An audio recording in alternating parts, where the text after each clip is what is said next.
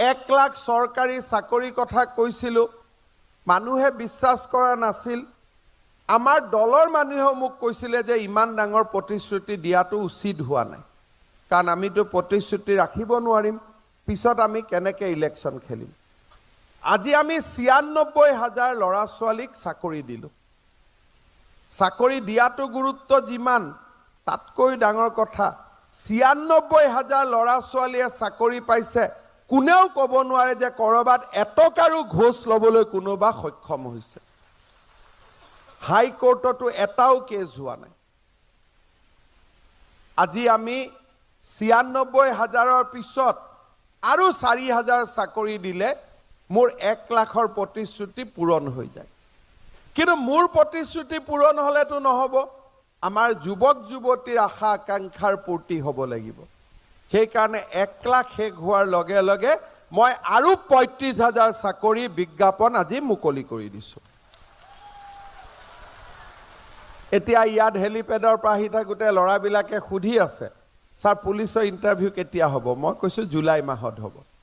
আশা ভৰা মুখ, কোনেও কোৱা নাই যে চাকৰিটো দিব লাগে, খালি ইণ্টাৰভিউৰ ডেটটো সুধিছে। মানুহৰ মাজত পৰিৱৰ্তন চিন্তা কৰক।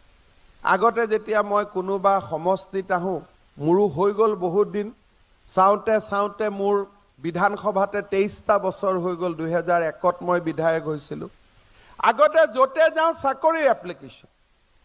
এতিয়া মানুহে জানে যে চাকৰি ৰাজনীতি কৰা মানুহে নিদিয়ে, চাকৰি যোগ্যতা আৰু মেধাৰ ভিত্তিতে চাকৰি হ'ব। এইখন অসম তেনেকৈ চলিব।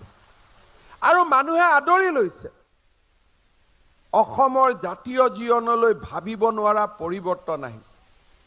বাস্কা জিলা বড়োলেণ্ড অঞ্চলৰ এখন সৰু জিলা।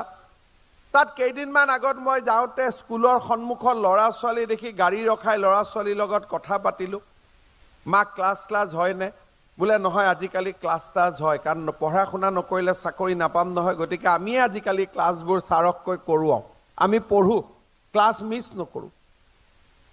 যোৱা পৰহি মই ধেমাজিত আহিছোঁ, ল'ৰা ছোৱালীবিলাকে কৈ আছে, ছাৰ ষ্টেডিয়ামখনত মাটি পেলাই দিয়ক। মই ইহঁতক আকৌ ষ্টেডিয়ামত মাটি কিয় লাগে? চেহেৰা দেখিলেতো খেলুৱৈ যেন নালাগে। মই বোলো তহঁতি কি খেল বাবা? বোলে আমি নেখেলোঁ, পুলিচৰ দৌৰিব লাগে নহয়, ৰাতিপুৱা প্ৰেক্টিচ কৰিব লাগে, সেইকাৰণে আমাক ষ্টেডিয়াম লাগে। তাৰমানে 2টা বছৰৰ ভিতৰতে মানুহৰ মাজত থট প্ৰচেছটোৰ পৰিৱৰ্তন হৈ গ'ল।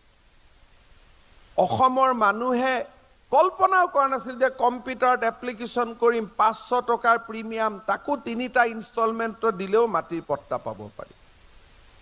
মানুহৰ হাতত ৰেচন কাৰ্ড নাছিলে, 42 লাখ পৰিয়ালে ৰেচন কাৰ্ড পালে। যেতিয়া আমি অৰুণোদয় আৰম্ভ কৰিছিলোঁ, তেতিয়া মানুহে তাক বুজি পোৱা নাছিলে। ইলেকশ্যনৰ আগতে কিবা বস্তু এটা লৈ আহিলে নেকি, ইলেকশ্যন শেষ হ'লে নোহোৱা হৈ যাব। বিৰোধী পক্ষৰ মানুহে সমালোচনা কৰিলে যে এইবোৰ ইলেকশ্যনৰ কাৰণে দিছে, ইলেকশ্যন হ'লে নোহোৱা হৈ যাব।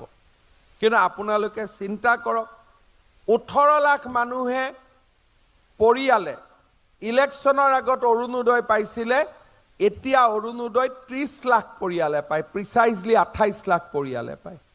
অৰ্থাৎ ইলেকশ্যনৰ আগতে আমি পুলি এটা ৰুইছিলোঁ, আজি বটবৃক্ষত পৰিণত হ'ল, 8ৰ পৰা 1250 টকা পালেগৈ। এইবাৰ আমি বিধানসভাত ঘোষণা কৰিছোঁ যে আৰু 3 লাখ পৰিয়ালক আমি অৰুণোদয় আঁচনি দিম।